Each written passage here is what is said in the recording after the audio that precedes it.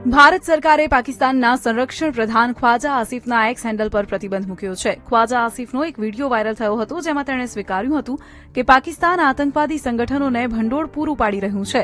અગાઉ ભારતે સોમવારે 17 પાકિસ્તાની યુટ્યુબ ચેનલો પર પ્રતિબંધ મૂક્યો હતો.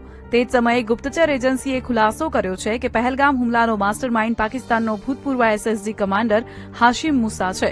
તે જ સમયે ભાસ્કર સૂત્રોના જણાવ્યા અનુસાર મુસા હાલમાં લશ્કરે તૈયબા માટે કામ કરી રહ્યો છે. લશ્કરે તેને જમ્મુ અને કાશ્મીરમાં સુરક્ષા દળો અને બિનસ્થાનિક નાગરિકો પર હુમલો કરવા મોકલ્યો હતો.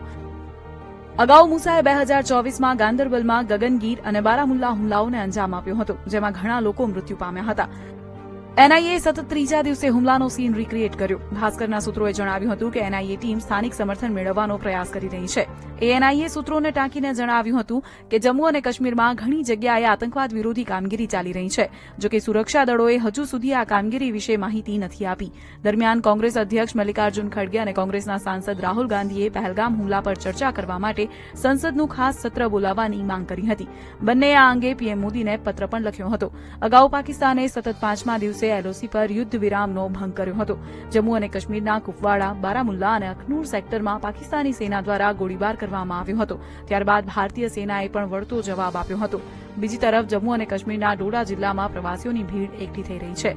પ્રવાસીઓએ અહીં તિરંગો પણ લહેરાવ્યો હતો. લોકો કહે છે કે કાશ્મીર આપણું છે અને અમે અહીં આવતા રહીશું.